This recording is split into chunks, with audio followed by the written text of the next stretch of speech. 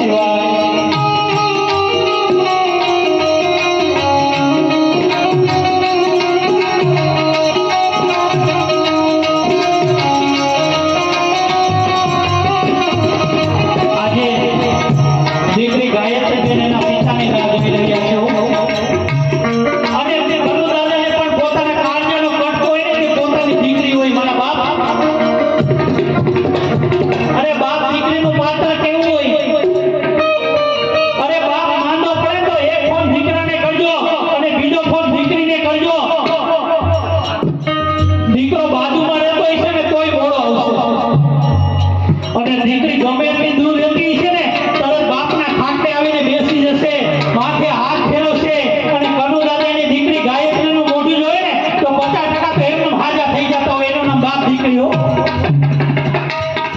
અને સાતમ આઠમ જેવો તહેવાર આવે ને ત્યારે ઘરની અંદર કોઈ યાદ ન કરે તો કાંઈ નહીં, તો જો મારા કનુ દાદા જીવતા હોય ને તો તરત જ એમ કે મારી દીકરી ગાયત્રી હજી કેમ નથી આવી, તરત જ બાપ યાદ કરે. આજ યાદ કરનારા વયા કે મારા બાપ. અને જ્યારે દીકરીને પોતાનો બાપ વિદાય લઈ લે ને ત્યારે દીકરીને ઘરે આવવાનું મન નથી થતું. અરે જી બાપ પ્રેમ મા બાપ પ્રેમ આપી શકે ને ભાઈ ભાભી નો આપી શકે મારા બાપ. આજે દીકરી ગાયત્રીબેન, હેતલબેન, રૂપલબેન અને પૂજાબેન આજે માવતરની રાહ જોઈ રહ્યા છે કે મને પાછા આવા માવતર ક્યારે મળશે. આજે દીકરીઓ શું ફરિયાદ કરે છે.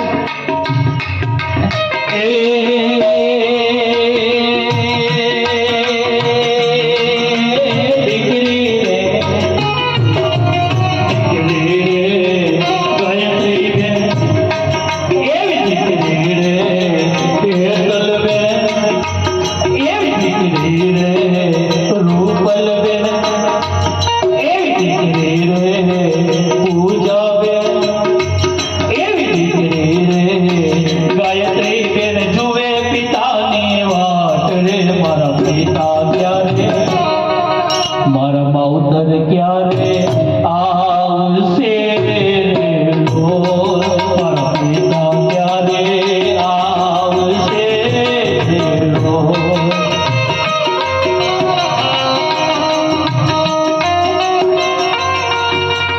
ઓમ નમઃ શિવાય, ઓમ નમઃ શિવાય.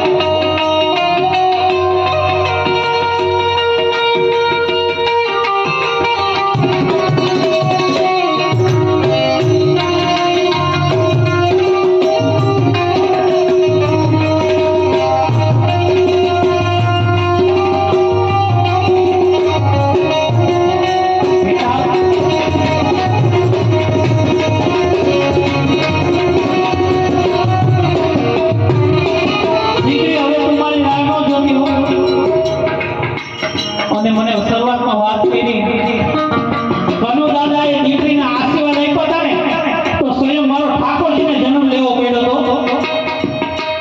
કારણ કે આ દુનિયામાં મા બાપથી મોટું આ દુનિયામાં કોઈ નથી મારા બાપ.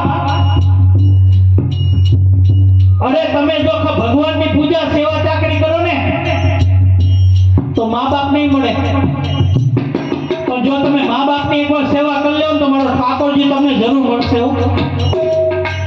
મને કલ્પેશભાઈ વાત કે મારા બાપે એની દીકરીને આશીર્વાદ આપ્યા ને તો આજે એની ઘરે રામદેવજી મહારાજ જેવો દીકરો રમે છે મારા બાપ. આ બાપની તાકાત છે, સાક્ષાત ઠાકોરજીનું સ્વરૂપ હતું. આજે દીકરી ગાયત્રીબેન એના પિતાની રાહ જોઈ રહ્યા છે. મને આવા ભગવાન જેવા પિતા ક્યારે મળશે મારા બાપ. આજે કનુ દાદા એની દીકરી ગાયત્રીને શું કહે છે.